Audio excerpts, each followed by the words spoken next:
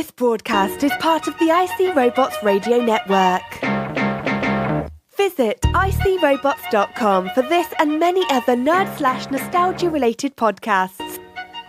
You won't be sorry for long.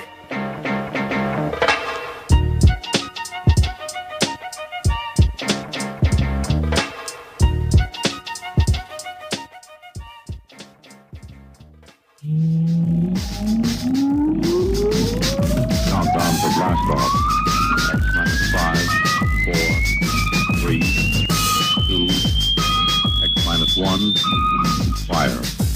I don't wanna grow up, don't wanna grow up. I don't wanna grow up, don't wanna grow up. I don't wanna grow up. I'm a Toys R Us kid.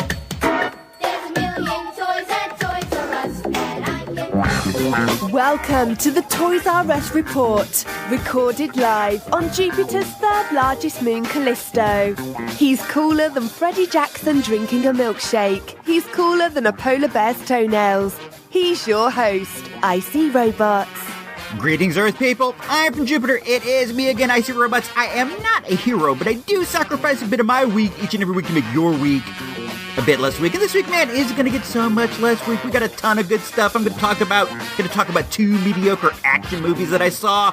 We are going to have a who's who in the DC Comics universe about the latest dude to enter the DCW TV universe, Black Lightning. He's a fave of mine. It's going to be fun. We're just going to have such a good time, dude. It's going to be great. Everyone's going to come out feeling better than when they started. So let me look around here on the drive and try to find this file. All right, hit it.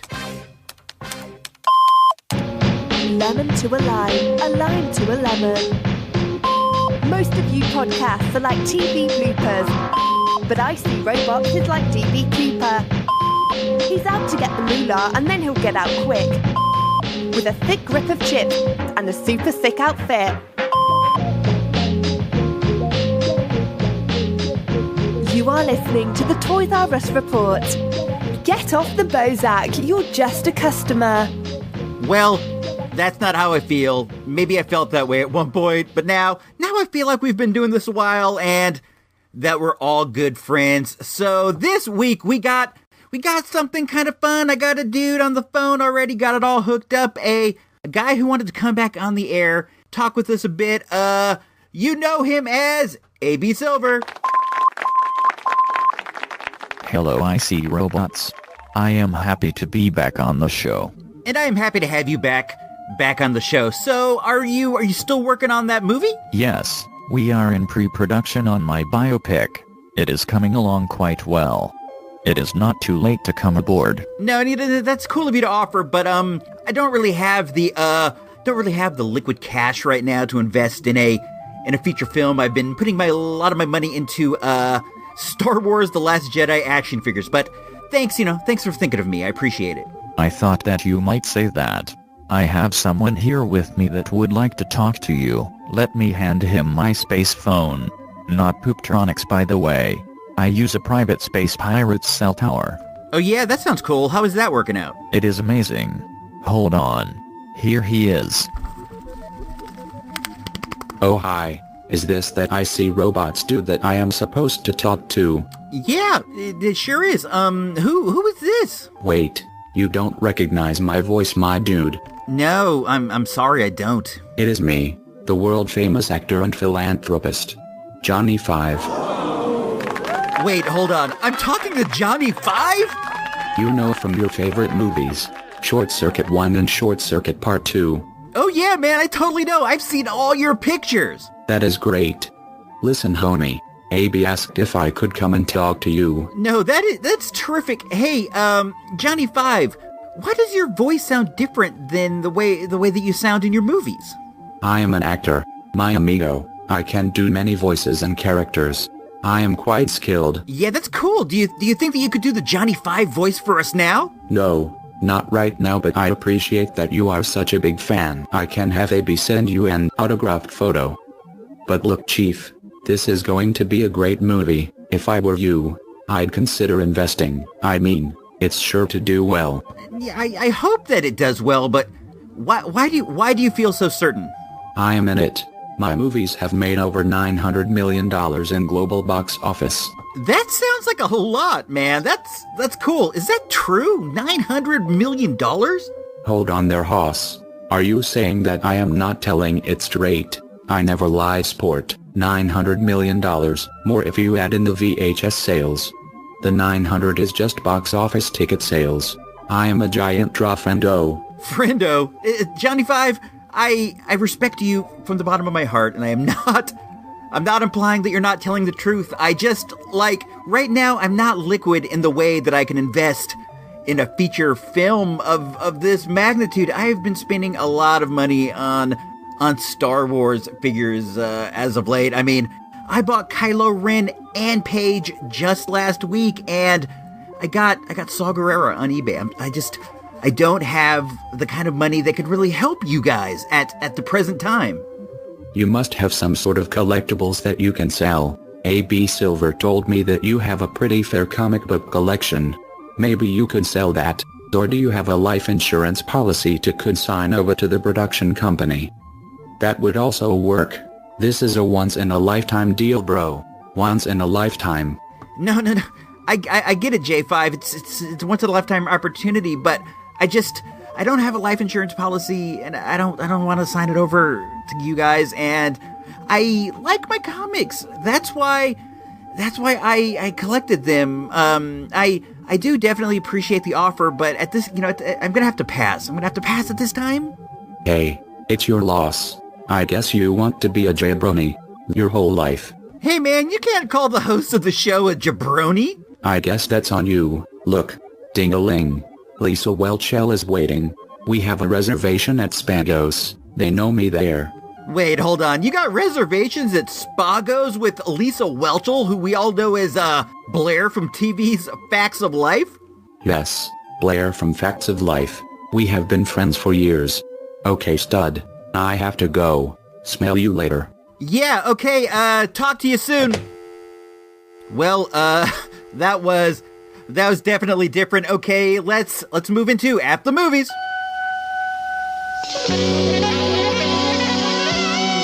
In a moment, at the movies, without Ebert, Siskel, or even that dude Roper. But you got Icy Robot, so that's something, right? Federal Reserve. The bank has never been robbed. That's why we're gonna rob it. Gangbangs, these are not. They're addicted to heists. Sooner or later, they'll need their fix.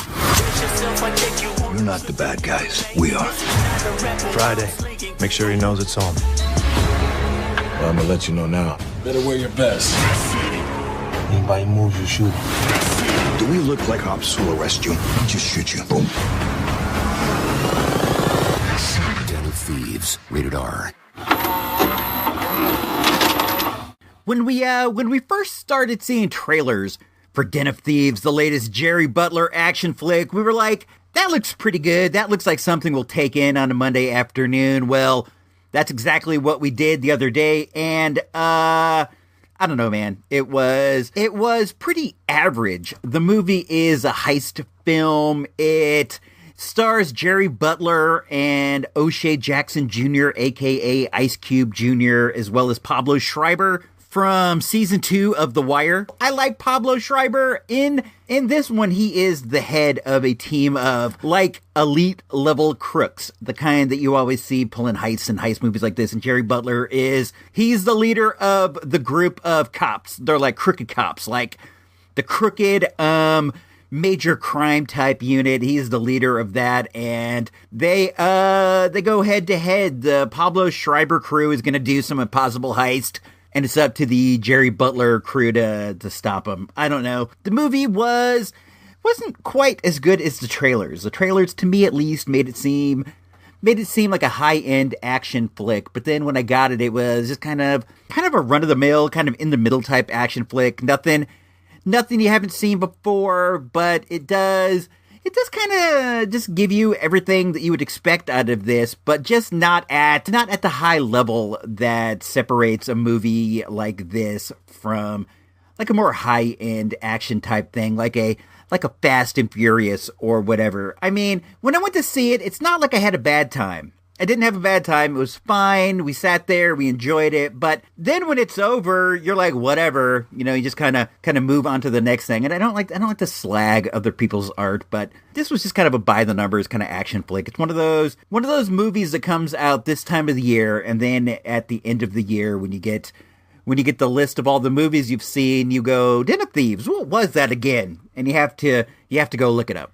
It was okay though. It wasn't like it was bad or anything. It was just what it was, you know. The movie was directed by Christian Gudegast, who did London Has Fallen, another kind of by the numbers book, and A Man Apart, which has good old Vin Diesel from Fast and Furious, but that movie's all right. Let's take a look at the tomatoes. The tomatoes for this jammy jam, it is presently at 44% with the critics and 78% with the peeps. Most of the people who've seen it like it, so take that for what it's worth. The movie is 140 minutes. It is a bit long. I did think they could have chopped it down to like a nice tight hour 45, and they might have had something. Here's something that was just kind of note that was interesting. I am a MMA fan, mostly like old school UFC stuff back in the early days. And this movie, for whatever reason, had a ton of MMA fighters in it. I saw Den Thomas. I saw, what's that guy's name? I'm drawing a blank. Michael Bisping was in it. And then the all-time great Oleg Taktarov is in it. And there's like a few others who, John Lewis from the early Extreme Fighting days. He was also in the UFC. That guy was in it. I don't know what the connection was with that, but it was like every time you turned around, there was like another old school MMA vet. So that kind of kept me popping. Look, it's Den Thomas. Look, it's Oleg Taktarov. So I don't know. That was something, but that might not be what you're in for. That may be only me, and Gino Vega. I don't know, but it was something. I will, on the good old-fashioned Source Magazine mic meter, with 1 being a dud and 5 being an all-time classic, I am going to give Den of Thieves 2.5 mics. 2.5 mics. Mike, what the hell happened? This woman offers me $100,000 to find someone. Did you take the money, Mike? You made your choice. Time to finish what you started. I am not gonna do this. They will kill you, your family, and everyone on that train. She's trying to set me up. The Commuter. Don't you have a train to catch? Rated PG-13, January 12th. And then the second movie we saw this week is another, kind of a by-the-numbers action flick. This one stars Liam Neeson. I love myself a Liam Neeson action movie. I just love seeing this dude out there kicking butt. It's great. And this movie was fun. I would say that I enjoyed it. Let's hop on over to tomatoes, like right off the bat. I think that sometimes they give a really nice synopsis of a movie. So let's see how they describe what happens in The Commuter. In this action-packed thriller, Liam Neeson is Michael, an insurance salesman whose daily commute home quickly becomes anything but routine. After being confronted by a mysterious stranger, Michael is blackmailed into finding the identity of a passenger on his train before the last stop. As he works against the clock to solve the puzzle, Michael is unwittingly caught up in a criminal conspiracy that carries life and death stakes for him and his fellow passengers. That's pretty much it. The whole movie unfolds on the train. I like that. I'm not saying that this was an all-time great movie. It was fun. It was a nice Monday afternoon Liam Neeson action flick. And going in, I didn't really have a big idea about the plot, so everything was unfolding like right before my eyes. All I knew is that Liam Neeson was on it, that homeboy is 60 years old, and he's going to be punching people in the face. And he does that, and in that sense, it delivers. This movie's not as good as Taken, or Taken 2, or Taken 3, or even as good as The Grey, but the movie it's definitely all right. I think that there were maybe like 5 people in the theater. We saw this one on a Monday afternoon too, and there were like 5 people there, and they all seemed to enjoy it. It's not like we got together and talked about it, but I could kind of tell just by like the vibes they were giving off that they enjoyed it as well. It's not one of the greatest movies you're ever going to see, but it's definitely like a nice way nice way to spend a Monday afternoon, or maybe like a Saturday afternoon when this one makes it to VHS or cable. You might want to check it out. It definitely delivers some face punches. Liam Neeson's like jumping from train to train. There's mysteries unfolding as the thing goes along, and I don't know, I dug it. I didn't love it. I thought it was fine. I would say that I preferred it to Den of Thieves. I don't know. That's not really like saying a ton, but it is, it's like saying something, I guess. I don't know. Let's hippity hop on over to good old RottenTomatoes.com, and we'll get some of the particulars. It's PG-13 for intense action. It was directed by Wame Colette Serra, who also directed Shallows, that shark movie with Blake Lively from the other year. I liked that movie, man. I thought it was pretty good. Blake Lively wears a bikini and fights a shark. You can't argue with that. It was only an hour and 40 minutes, so it definitely plays short. It stars Liam Neeson, Vera Farmiga, Patrick Wilson, Jonathan Banks, who is in Breaking Bad. He is Mike Armentrout. Sam Neill's in it, and as we speak, the movie is at 58% with the critics, so it's rotten with the critics, and it is 49% with the peeps, so it is, I don't know, kind of rotten with the people too. I don't know what to say. I dug it. I wouldn't call it a classic in the genre of action flicks, but I think I've said this like 5 times already. It's okay. It's fine. If you want to kill like an hour and 45 minutes, it's an afternoon, you got nothing better to do, go see The Commuter. It's all right. I recommend it in the sense that if you follow these variables of you have nothing better to do, it's an afternoon, and when you get out, it'll still be daylight. If you just kind of want to watch something and not have to think about it super heavily, if you just kind of want to go and have, a moderately decent time, if you want to have like a frozen yogurt of a time, this might be something. On the good old Source magazine, Mike Meter with 1 being a dud and 5 being an all-time classic, I am going to give The Commuter 3 mics. 3 mics.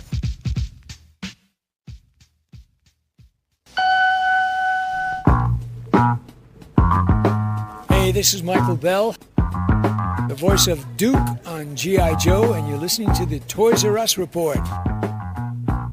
Yo, Joe! Up next, what's sure to be an awesome segment, Who's Who in the DC Comics universe. You're welcome in advance.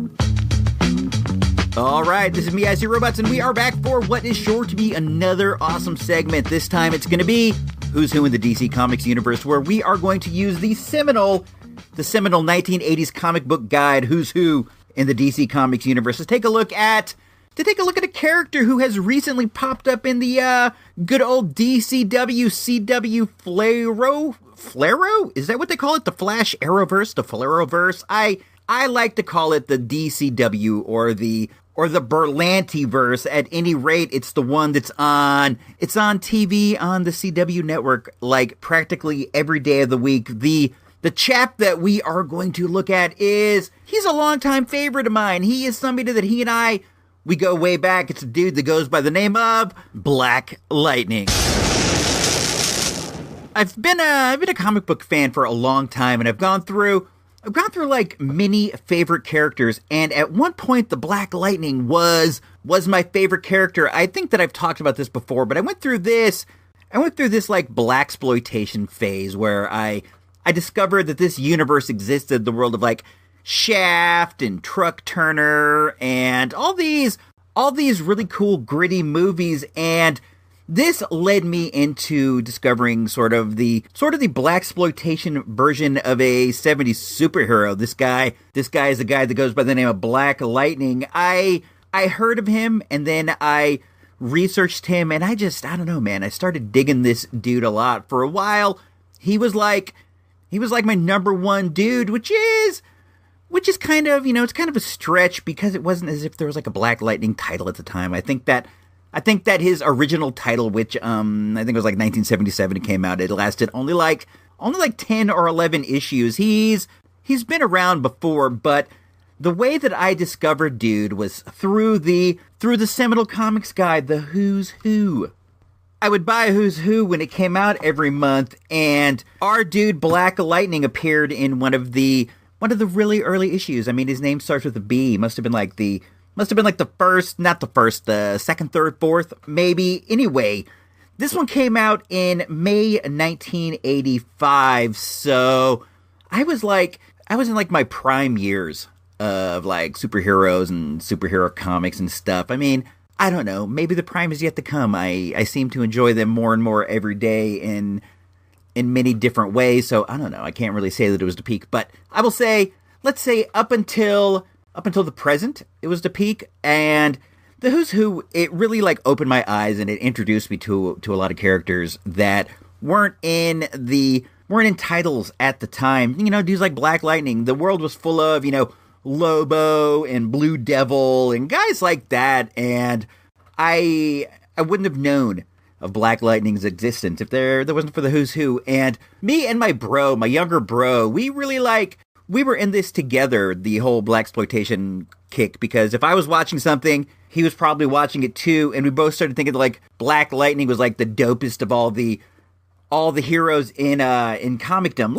Let's get into the Who's Who. Like I said a while ago, it was May of 1985. It cost $1 here in the US, and that was like 25 cents. I think that at the time comics were 75 cents, so that was a premium price to pay in Canada. It was a $1.35. In the UK, it's 45 pence. And this goes from Black Lightning, he's the guy on page 1, to Bythe on page 32. Bythe is like a bald-headed dude in like a bodysuit leotard with his legs coming out. It's purple, and he has yellow booties. He is from the planet Thanganar, that's the homeworld of Hawkman, so I must imagine he's some kind of a Hawkman villain. If Hawkman can't murk this dude with like one shot from his mace, I don't know what to tell him about that. So when getting into the guide, Black Lightning's right there on the first page. He's wearing his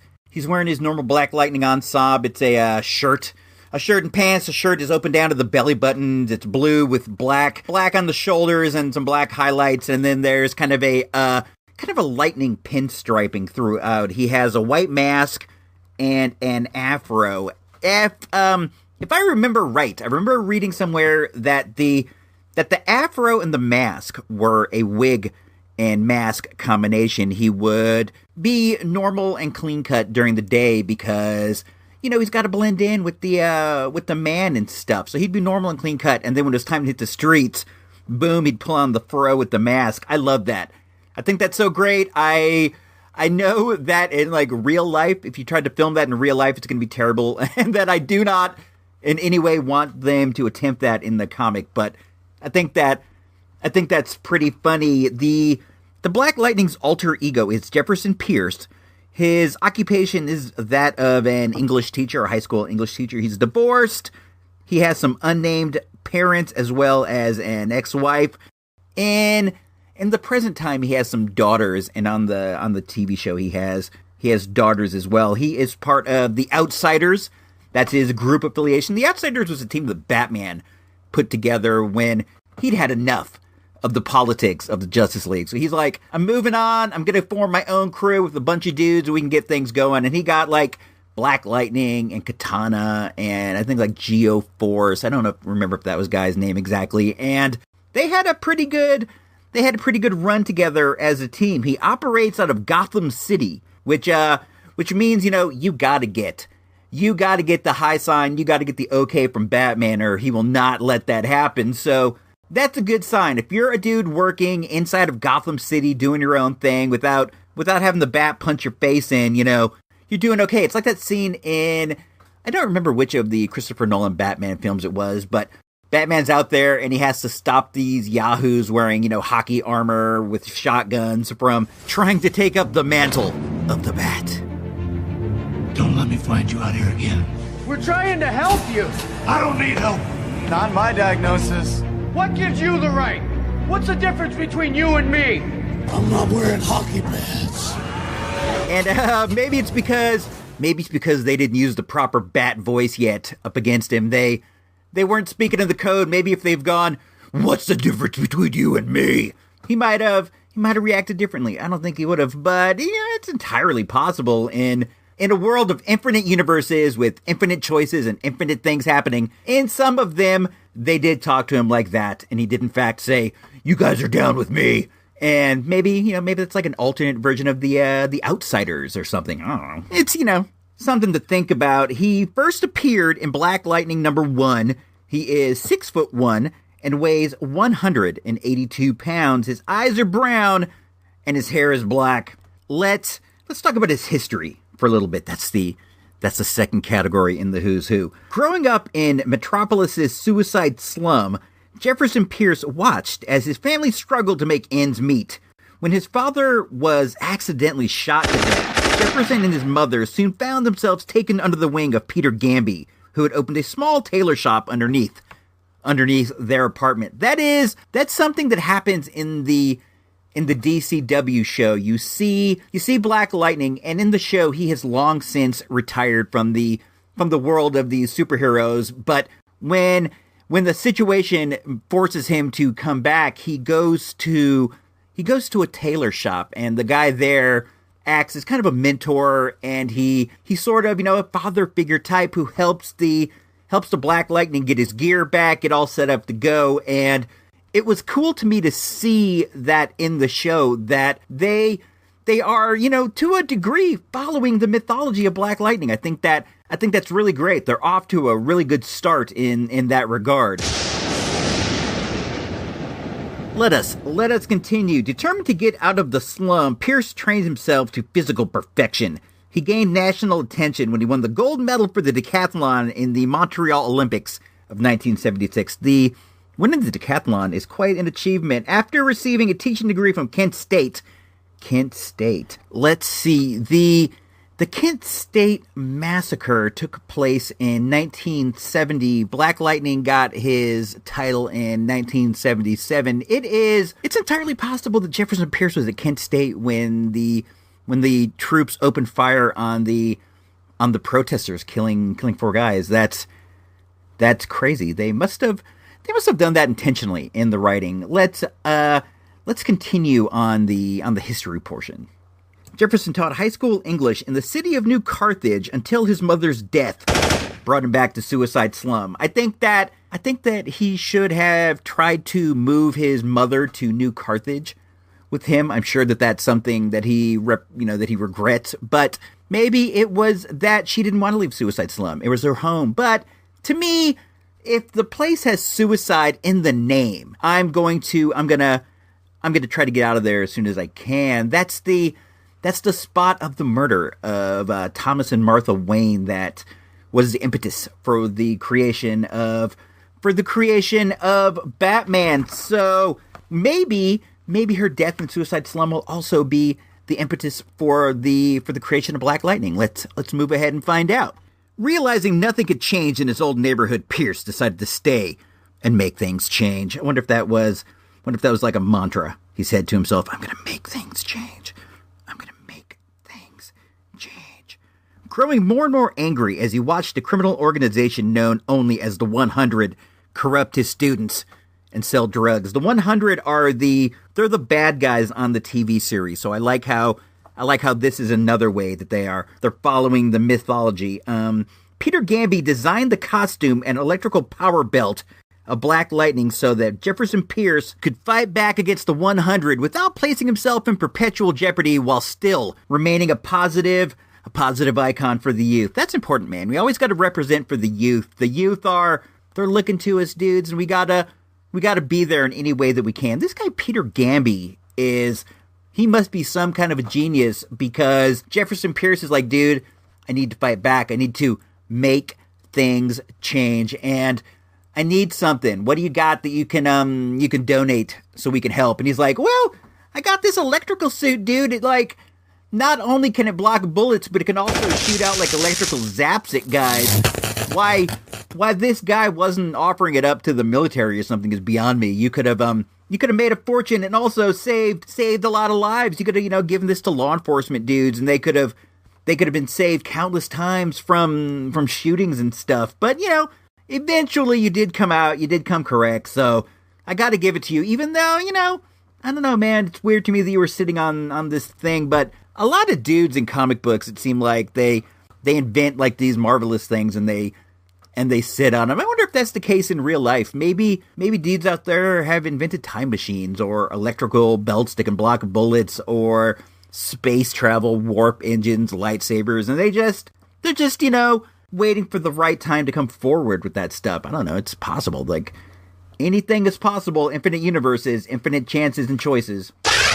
After many months, Black Lightning finally defeated the 100 and their monstrous albino leader, Tobias Whale. Tobias Whale is also on the TV show, which is great. Me and my brother would peruse these who's who's all the time and just like find weird dudes and make fun of them. And Tobias Whale was one of those dudes that we would always poke fun of. And he's like more or less a knockoff of the Kingpin. He's a giant, bald, white guy who wears a white suit. I mean, come on, it's the Kingpin. They stole the Kingpin, but they named him Tobias Whale. My cousin lived across the street from us, and he's like 4 or 5 years older than us, and sometimes he was cool, and sometimes he would pick on us, and the times that he would pick on us, we would call him Tobias Whale and run away. I don't even know why. It's not like homeboy was fat or big or anything. He was just picking on us in the way that cousins do, and I bear him no ill will. We're cool today. It wasn't like horribly abusive picking on. It was just, older cousin type stuff, and when he would pull it, we'd be like, "What's up, Tobias Whale?" And we would, head for the hills. That was one of our cool inside jokes. And then when the Black Lightning show debuted, my bro, he texted me and he's like, "Hey, how was that Black Lightning show?" He didn't watch it. He's more of like a sports fan, but he wanted to see how the show was. And I told him it was great. And I'm like, "Check it out. That dude Tobias Whale was in it." And he goes, "Who was that?" So I don't know. He didn't remember. I was a bit saddened by that, but it's not the end of the world, man. It's been many moons, and I'm sure I've forgotten a zillion other things. After defeating the 100, he turned his attention to other criminals. He remained active until a young girl was accidentally killed as a result of his actions, after which he hung it up. On the TV show, he has long since hung up the afro wig and lightning belt, and I wonder if at some point we will find out that it was because he accidentally caused the death of a young gal. He finally resumed his Black Lightning identity several years later at the direct request of the Batman for a case that turned into the first mission of the Outsiders. Pierce now fights crime with his new friends, as well as teaching at Gotham High. So he was out of the game completely, but Batman's like, "Come on, man, I trust you. You're somebody. I know you got the goods. I need you to come back and work with me. I need you to come back and work with me in the Outsiders." And he was like, "Sure, that sounds cool, man. I'll come back." If somebody like Batman asks you to come back, you probably want to consider doing it. That's some real serious props. But dudes who work with Batman are also frequently casualties. So that's something you might want to also consider. Let's gloss over his powers. We know homie's got an electric belt that he can zap guys with. Originally, Black Lightning's power belt enabled him to surround himself with a protective electromagnetic force field and to throw bolts of electromagnetic energy. It also augmented his strength, and dude had to be pretty strong. He was a decathlete. In the course of his adventures, through as yet undisclosed means, these powers became internalized, and he can now throw bolts of electricity on his own. Man, there is a story there. I'm sure that's been explored somehow over the years, but in the era of the who's who, just one day, all of a sudden, Black Lightning comes back, and he's like, zip, zap, zap, throwing lightning bolts. So there you have it. That's a lot of other such things. One deal I remember with Black Lightning, there was an SNL skit about the death of Superman and his funeral, and one of the guests at the funeral was Black Lightning. We had this on a VHS tape, and we used to giggle at that all the time. Excuse me, this is a private service. No, man, I'm Black Lightning. Black Lightning? You know, Black Lightning, you know me. Me and Superman were like this. We was tight. I had my own comic book back in the 1970s. Well, I'm the one taught him how to fly. Look, I'm sorry. I'm Superman's pal, and I've never heard of you. Come on, man. Black Lightning. I shoot electric charges, you know. That's Batman up there, you know me. Yo, Batman, what's up, man? It's me. All right, Mr. Lightning. If it were up to me, it would be no problem. But, you know. Oh, it's like that, huh? It's like that? Black Lightning was played by Sinbad, if you didn't recognize his famous voice, and that was David Spade as Jimmy Olsen.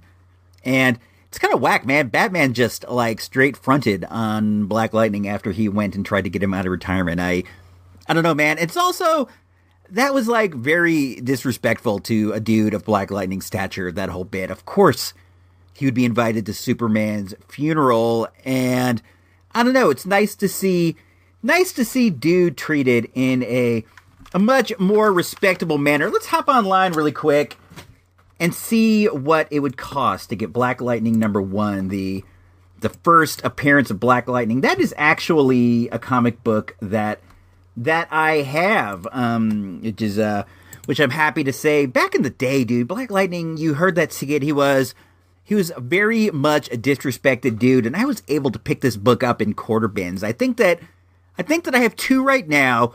At one point, I gave one to my brother as a gift, and right now, as we speak, let's see. I did a search in a weird category, so it's not giving me the details that I want. I want to find out.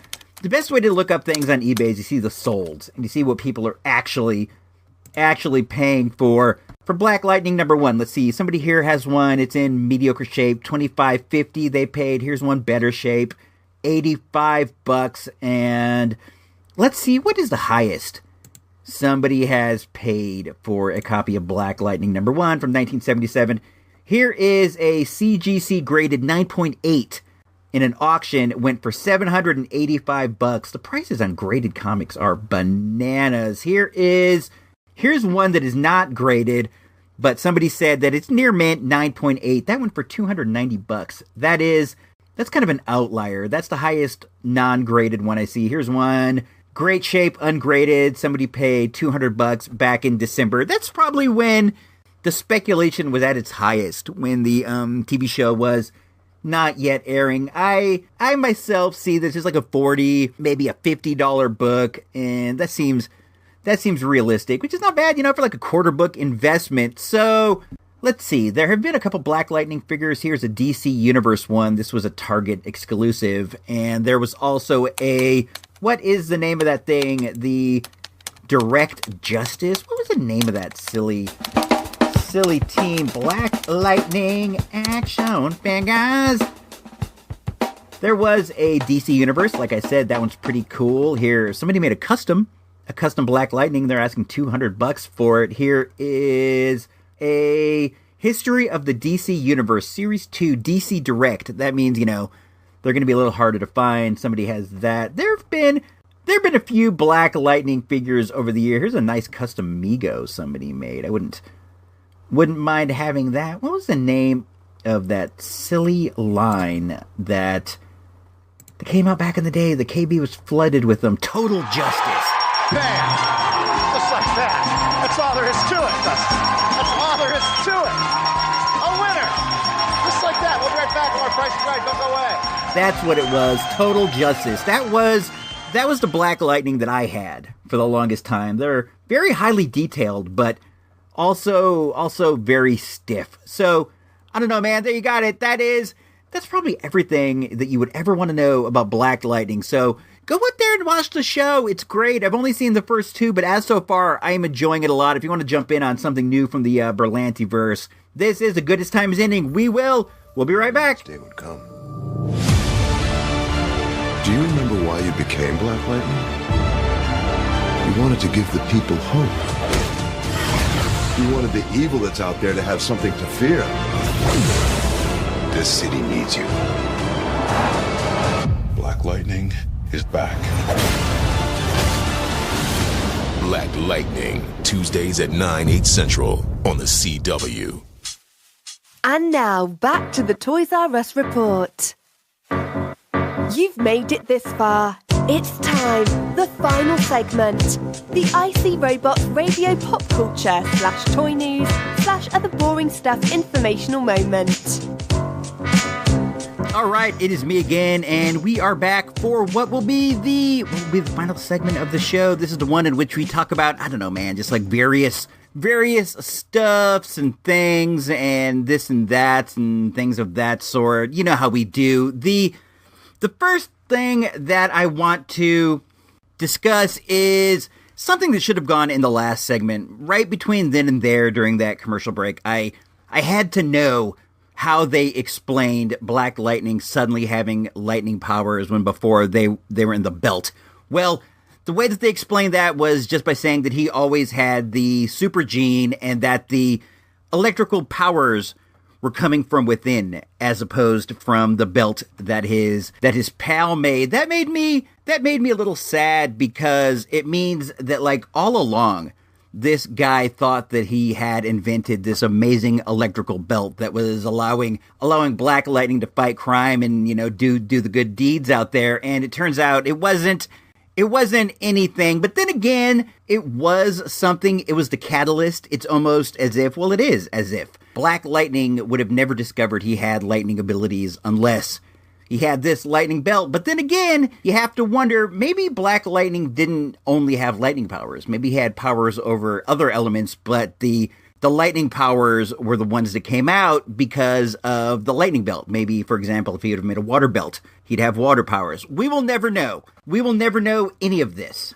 But something I do know is this, and I know the final fate of the Christmas junk box. This is the box that I gave away to somebody who was generous enough to go out there and buy some presents for some disaffected, dissociated youth. This is a chap by the name of Phil Carey, and I was more than happy to send the box his way. I was a bit curious about the final fate of the box. I wanted to know if there was, anything in there that he liked, anything that he thought was cool. And then the other day I was on Facebook and I saw that our dude Phil took the box over to the Arcadia Retrocade, the famous retrocade of the Diary of an Arcade Employee podcast, the one that Vic Sage represents, the one that Vic Sage has made, just like a mecca to me of all things cool video gaming, retro style, whatever. And he took it over there and he shared the box with Vic Sage and some of the other dudes who were hanging over there. I've posted the pictures on the Facebook page. It was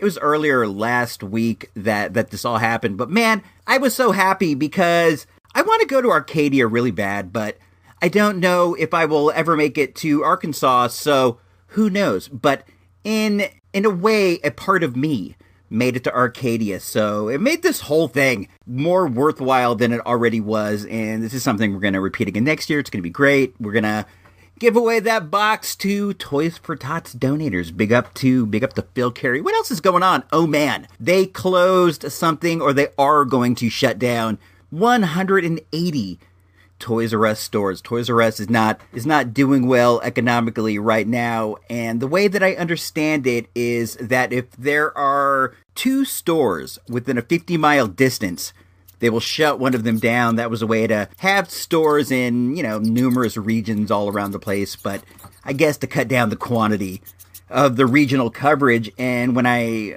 heard this, I got super nervous because there is a store here, but there's also a store in San Rafael, it's a few towns over, but it's not that far at all. I go to that store. We go to that store when we're on our way to San Francisco. We go to the city. When we go that direction, it's right on the highway, and we always stop. And as far as I have noticed, that store it's fairly busy. It's more busy than our store in Santa Rosa, as far as from what I've seen. I'm not there every day or anything, but I do think the Santa Rafael store was more going on. So I don't know, man. I got really nervous that they were going to shut down ours, but they didn't. They're shutting down the one in San Rafael, which is a bummer because we do go there fairly frequently. And while I haven't found a lot of things there that I didn't find at ours, it's like the same region, I would imagine. It's like the same trucks. But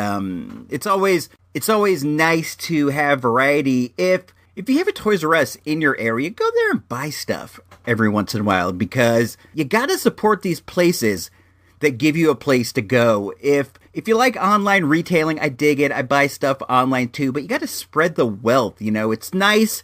It's nice to be able to get out of your house and go to the store and look at stuff and do some shopping. So the only way that experience will be able to maintain itself is if you go there and you buy stuff. I know a lot of people like to go look around and you like to do whatever and then buy the things online. You got to buy them there. You got to pay for the experience of being able to go out. Before you know it, there won't be anything left to go out and do, and you'll be like mad bored. Sure, you'll have your computer and that's all good and stuff, but nothing beats the experience of actually like getting out and being able to get the guy in your hand, the Star Wars Black that you want, or the Marvel Legend that you want, or the Star Wars 3 3/4 inch that you want. Just go down there and buy something. Last week, me and the good old wife went down there, and I bought her a couple Barbie outfits, and I got a Star Wars figure. I'll talk about that in a little bit. But dude, we could see the end of Toys R Us in our lifetime. So now is the time to support before it's too late. Go down there, get something. Do it ASAP, man. I hope that none of your stores shut down. I hope that nobody out there was left with no store. If you were, hit me up on Facebook. That's facebook.com/ICRobots, and I will send you a super sincere condolence, because that would be a harsh one, man. Just this past October, our Kmart burnt down in a fire, and you guys know my affinity for Kmart, and you know the tales of the Tubbs fire, and losing that was heartbreaking for me, because that was a toy spot I like to hit up. It was a nostalgia spot I like to hit up, and that went. If Toys R Us would have went within, like a few months of each other, I don't know, man. I would have been devastated. You'd find me rolled up in a ball on the floor, moping and crying. Not literally, but inside. Inside, that's what I would be doing. While we're on the topic of Kmart, we took a little car trip to Petaluma. That's only a couple towns over. You go through Rohnert Park, Cotati, and then Petaluma. Petaluma that's like the other big city in Sonoma County. There's Santa Rosa and there's Petaluma. And Petaluma is a really neat town. It has a real older vibe to it. There was like an earthquake back in the 1900s, and Santa Rosa was completely wiped flat. But somehow Petaluma survived, and they've done a really, really great job of keeping their old buildings alive. And when you go there, it's really it's like stepping into a blast from the past. We really dig to go there. But the reason we went this time is they also have a Kmart. They have a big K, and I'd never been there before, but I was jonesing for some Kmartness, and the wife could see it. So she's like, why don't we hop in the car and just go to Petaluma and check out their Kmart? And we did, and man, it was so much fun. I was just so excited to be in there and see everything again. You guys are probably thinking, what a goof. He loves Kmart so much. But Kmart's been a big part of my entire life, man. And when you lose these retail establishments, sometimes it's just like losing that routine is kind of like losing an old friend. And it was nice to be able, in some ways, to get back into that swing of thing. Go on to the good old Big K in Petaluma. Oh yeah, we got some iTunes reviews. I've been meaning to read these on the air. iTunes reviews are so important to getting the show out there. So if you listen and you wanna help out, you wanna support, just hop on over there. Give us a positive rating and say some nice words, and I'll read them right here on the show. Let's see what we got. This one is from The Awesome One, and it says, lots of different subjects covered. Funny skits, just plain fun. Nuff said. That's also with a 5-star. 5-star review. That's great. Thanks, I appreciate that, man. I'm glad you have fun. That's what we're here for. Here's another one by A1 and Son Refridge, and it says, all the shows on the IC Robots channel are amazing.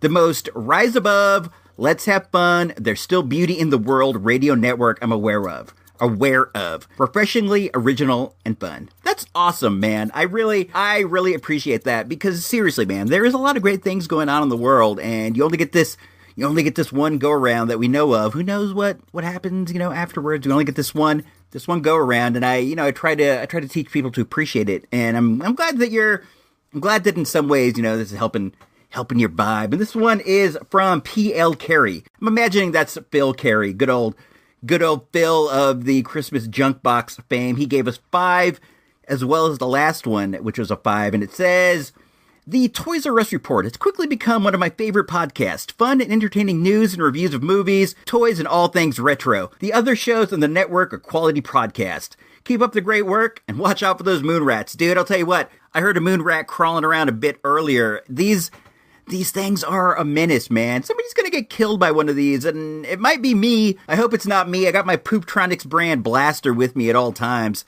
just in case, but I hear them creeping around in the walls all the time. It's so gross. We just can't seem to get rid of them. I appreciate the review. Super nice of you to say, man, these things are so useful. So just hop on over, go to your iTunes, and just, tap out a few words. I'll read them on the air. It'll be great.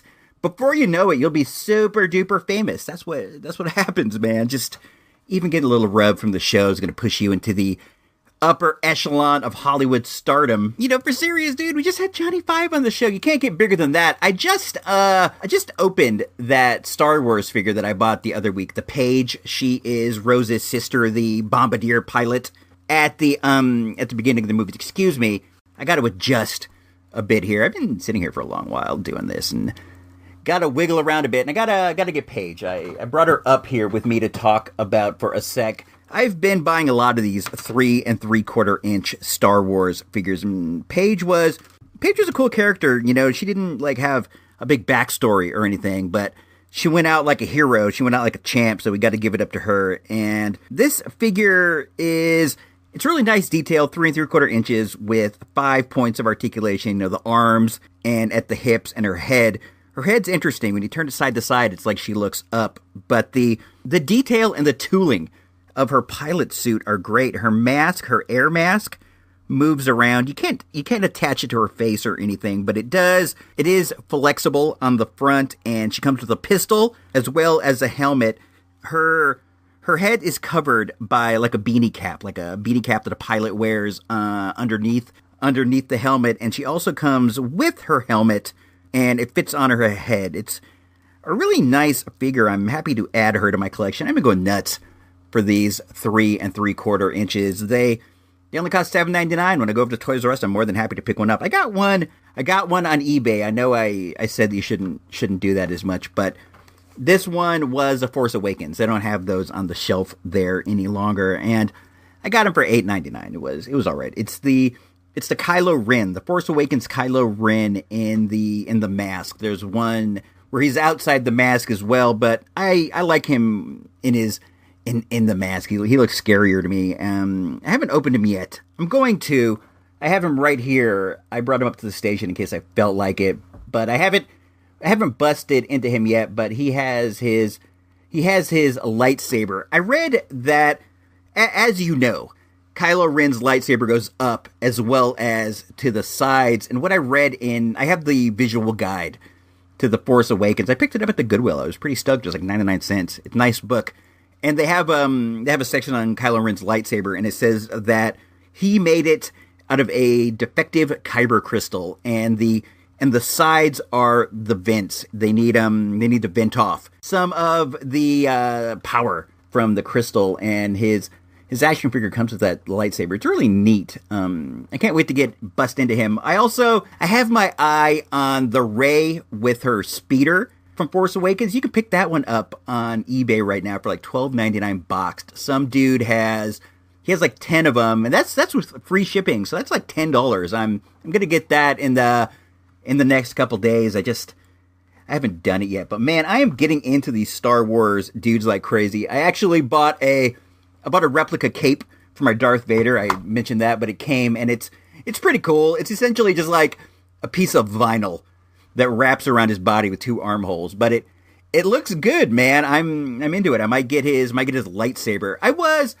looking around for some blasters. I wanted a replica replacement blaster for my Boba Fett, but I could only find them in groups of 5 or 10. And I don't want 5 or 10, I just want 1. Maybe I'd want 2.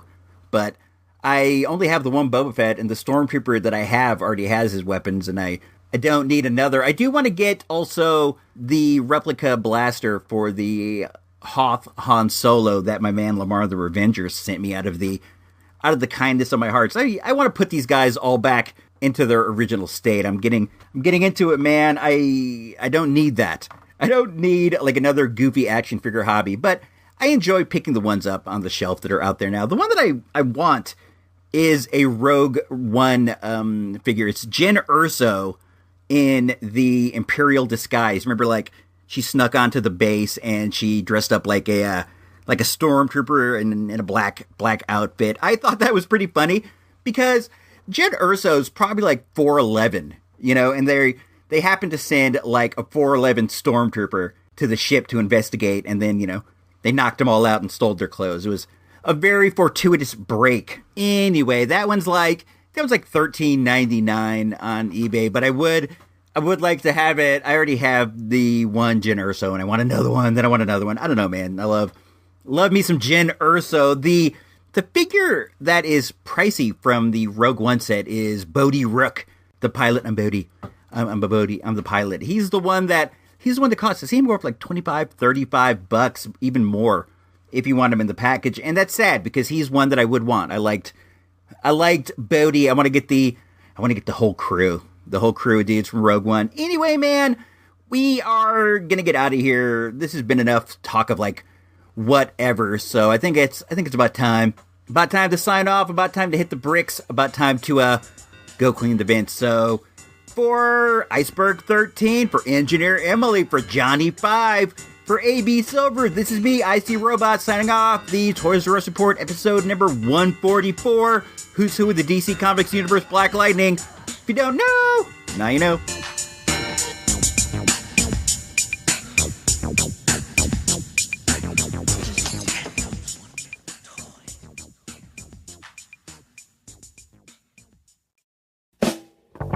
This has been an IC Robots Radio production. IC Robots Radio is a listener-supported endeavor. If you like what we do and we make your day a little easier, please consider tossing a few bucks our way to help keep the life support running. All money collected goes to help us prepare for future space pirate attacks. Go on over to supportthereport.com for all the details. Thanks and have a great week. We're trying to help you.